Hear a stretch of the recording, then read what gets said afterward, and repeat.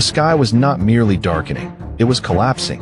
Imagine standing on a shore where the horizon has vanished, replaced by a wall of obsidian water that stretches higher than the tallest mountain you have ever known. The air does not move, it holds its breath. You are standing there, clutching a handful of dry soil, feeling the final, desperate vibration of the earth beneath your feet. There is no sound, not the cry of a bird, not the rustle of leaves. Just the weight of an impending, absolute silence that precedes an erasure of everything you have ever called home.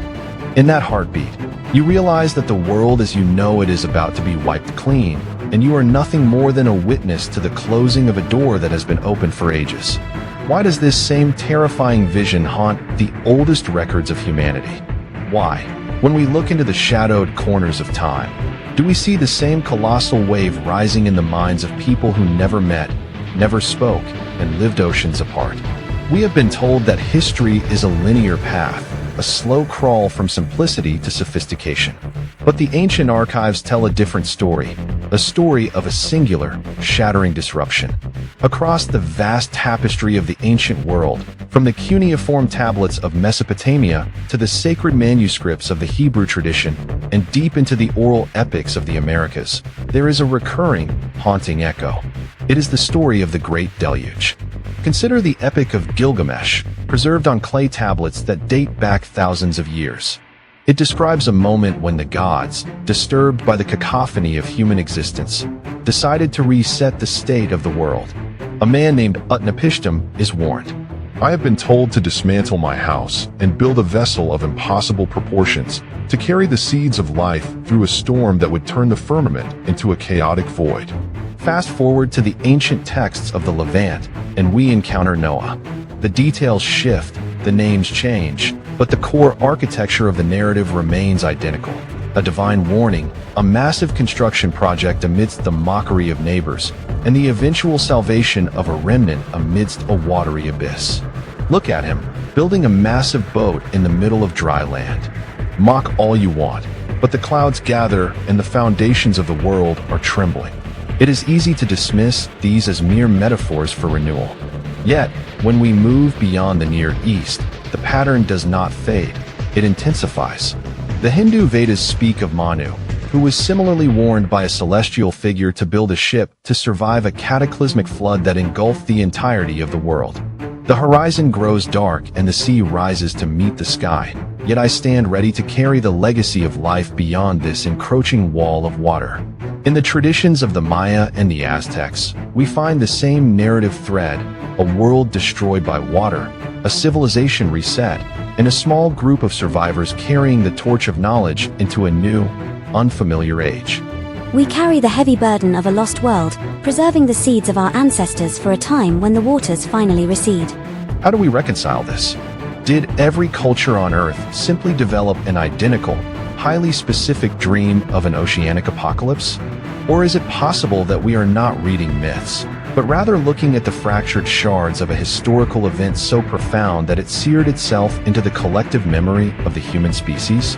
There is a psychological weight to these accounts that cannot be ignored.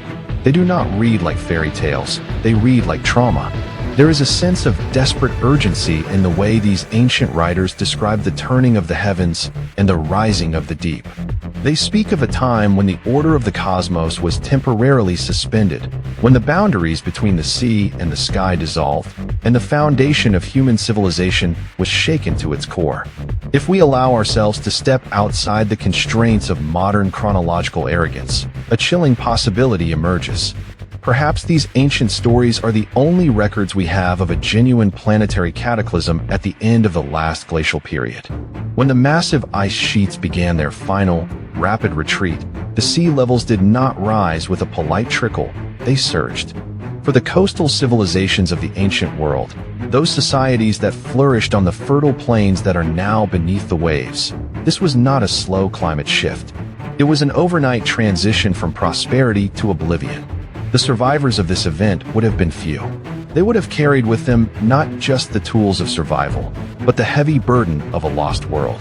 They would have passed down the story of the wave not as a legend, but as an instruction, a warning of what happens when the cycles of nature move beyond the containment of human understanding. When we read the biblical account of the ark, we are often encouraged to focus on the moral allegories. Yet, look closely at the language. It speaks of the fountains of the great deep bursting forth. This is not the language of common rain. This is the language of geological upheaval. It is a description of the earth itself unmaking its own geography. We find ourselves today standing on the same soil, looking at the same horizon, yet we feel safe. We trust in the stability of our maps and the permanence of our coastlines.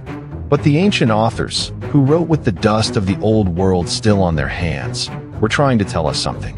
They were telling us that we are the survivors of a reset, the descendants of those who watched the world dissolve and chose to build again.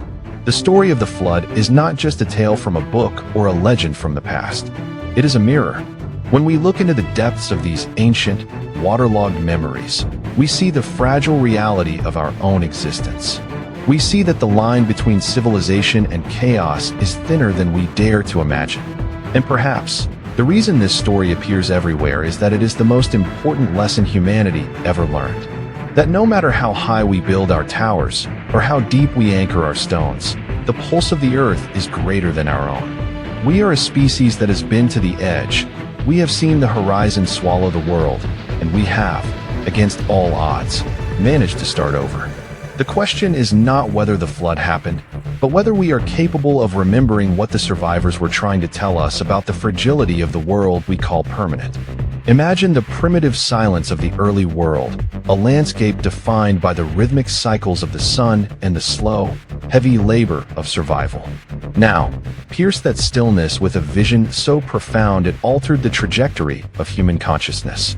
A light descending from the upper atmosphere, not as a natural phenomenon, but as a calculated intervention. Ancient traditions across the globe describe this moment with a hauntingly consistent vocabulary. They speak of beings, often luminous or clad in garments that shimmered like refined metal, who did not merely arrive, they manifested. They descended from the zenith of the sky, crossing the threshold between the celestial realm and the terrestrial soil, and in their wake, the fundamental architecture of human civilization began to crystallize. Who were these emissaries? In the Mesopotamian records, they are the enigmatic sages known as the Apkallu, or Oans, who emerged from the waters of the Persian Gulf to impart the secrets of mathematics, writing, and the governance of cities. In the high altitudes of the Andes, the legend of Viracocha tells of a figure who walked the earth following a period of profound darkness, bringing light to the minds of men and organizing the chaos of a fractured society into a tapestry of complex social order. Across the Atlantic, the Hebrew traditions, specifically those preserved in the apocryphal Book of Enoch, speak of the Watchers, entities who descended to the peaks of mountains to impart forbidden knowledge, sharing the mysteries of metallurgy, botany, and the movements of the stars. These are not the descriptions of local folklore or whimsical spirits. They are accounts of technology, or, more accurately, the sudden arrival of complex information that catalyzed a species. Why does every culture, from the cradle of the Fertile Crescent to the hidden valleys of the South American peaks, insist that their foundational knowledge was a gift bestowed from above? We must look past the theological reverence and observe the technical implications. These stories describe visitors who moved in vessels of radiance, vehicles often referred to as chariots of fire or shining clouds. These metaphors, while poetic, point toward an encounter with advanced manifestations of physical presence. The ancients were meticulous observers. Their language was tied to the reality they witnessed. If they described these figures as traveling through the sky with a sound like the roaring of 1,000 storms, they were not describing dreams. They were documenting a sensory experience of an interface between two distinct tiers of existence. Consider the role these entities played. They did not come as conquerors. They came as architects. In the span of a single generation, scattered tribes found themselves equipped with the keys to agriculture, the precision of astronomical calendars, and the intricate blueprints for monumental architecture that would stand for millennia. This is the great paradox of our history, the sudden jump in human capability. Conventional archaeology often struggles to explain the rapid transition from nomadic patterns to the sophisticated urbanism of early dynastic societies. Yet, the myths provide an answer that mainstream history prefers to relegate to the realm of fantasy. That the catalyst for this transformation was an external, intentional, and highly organized act of teaching. This brings us to the psychological intrigue of the Watcher archetype. Why were these beings sometimes viewed with apprehension? In the Book of Enoch, the interaction between the Watchers and humanity is fraught with an underlying tension. The knowledge imparted, the crafting of swords, the mixing of pigments, the reading of the heavens, was transformative but also dangerous. It suggests that the progress brought by these sky visitors came with a price. The acceleration of human destiny and the subsequent loss of a simpler, more innocent era. It is a classic narrative of the threshold. Once humanity tasted the fruit of this celestial knowledge, there was no returning to the state of nature. Perhaps these entities were not gods, but travelers. If we strip away the veil of religious mythology, we find a story that looks remarkably like an encounter between an advanced maritime or celestial civilization and a local, terrestrial population. The gods were not divine beings in the metaphysical sense, but individuals who possessed a superior grasp of the laws of nature, laws that, to the eyes of the early observer, were indistinguishable from magic. They arrived, they established the parameters of a new civilization, and they departed, leaving behind a profound longing for their return. This longing is, in many ways, the foundation of organized religion. We have spent thousands of years building temples that mimic the architecture of the heavens, orienting our monuments toward the stars, and reciting the histories of these visitors in the hope of summoning a resonance of that ancient encounter. We treat these sites as places of power, but they are also, quite literally, commemorative markers, the landing pads of human memory. What does this imply for our modern understanding of progress? If the foundational knowledge of our civilization was not an invention, but a legacy, then we are not the masters of our own timeline that we perceive ourselves to be. We are the beneficiaries of an ancient, external intervention. We are the inheritors of a blueprint written in the stars and handed down by those who watched from above. As we stand in the light of our own technological era, the mystery only deepens. We are now reaching back into the stars, probing the quiet voids for signals, looking for the same celestial visitors who once walked among our ancestors. Perhaps the history of mankind is not a linear climb, but a cycle of arrival and departure.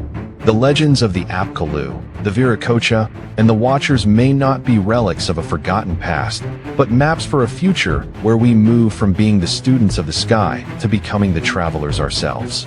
The patterns are etched into the stone of our oldest temples and the ink of our oldest scrolls, waiting for us to stop looking at the myths as stories and start reading them as evidence. The messengers have already visited. The only remaining question is what we have done with the legacy they left behind. We stand now at the precipice of our own understanding, looking back across the vast, dark ocean of time, where the waves of history wash over the ruins of what we once were.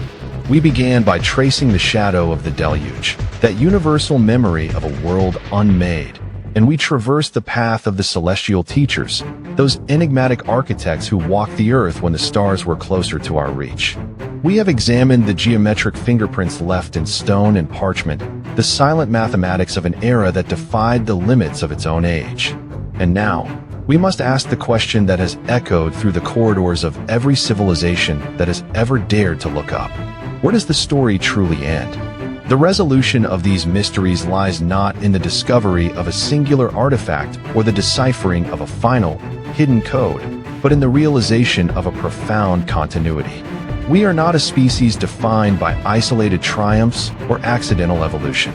We are a narrative, a long, interconnected thread that stretches from the dawn of consciousness to the digital horizon of the present.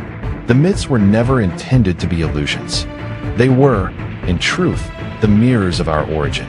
They reflect a humanity that has survived the absolute dissolution of its world, a humanity that has been cradled by forces it barely understood, and a humanity that has always been reaching for something beyond the horizon of its own existence.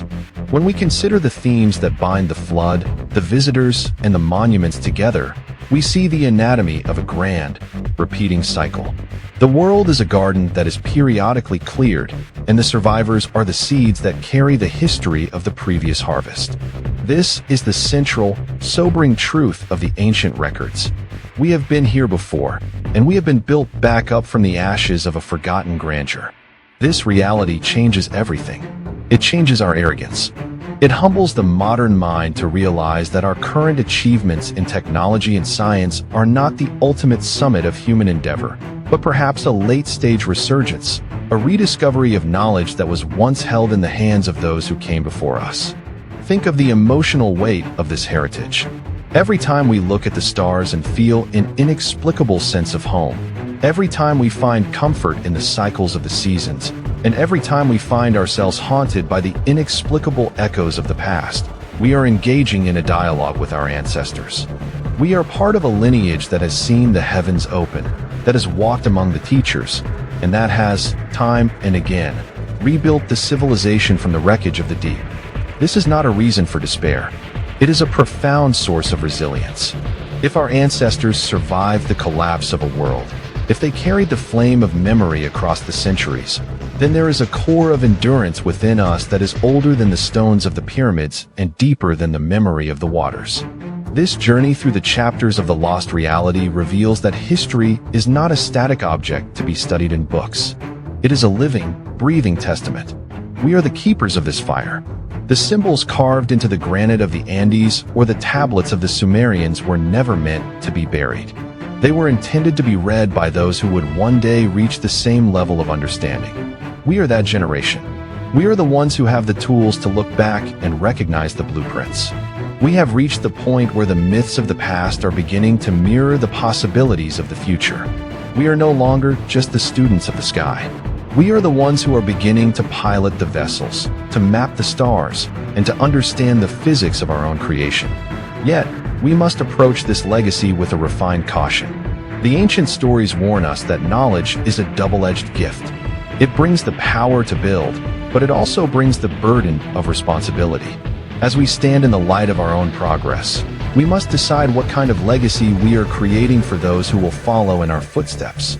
Are we the architects of a new, sustainable harmony, or are we repeating the patterns of the past, ignoring the signs that once heralded a collapse? The resolution of our historical inquiry brings us back to the present moment, placing the fate of the cycle squarely in our own hands. The silence of the ancients is not a void. It is a space for us to fill.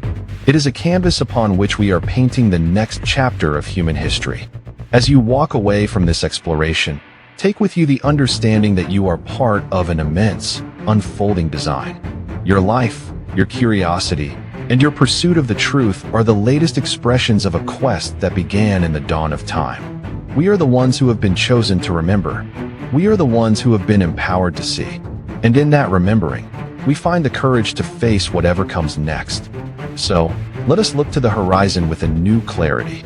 Let us recognize the monuments, the texts, and the legends not as ghosts of a dead past, but as the living foundations of our identity. The story does not end with the drowning of the old world. It begins with the awakening of the new one. We have been to the edge of existence. We have looked into the eyes of the celestial visitors, and we have found that we are not alone. We are connected, bound by the same stars, the same waters, and the same inextinguishable drive to endure. The myths were right. The history is written in the stars, and we are finally beginning to read the language of our own origin. As the echoes of the past fade into the light of our modern discovery, we realize that we are not merely the products of time. We are the masters of the cycle. The fire is still burning. The blueprints are still waiting. And the journey, however long it has been, is only just beginning. Carry this knowledge, share the wonder, and keep the memory alive. The story of humanity is far from finished. It is currently being written by you.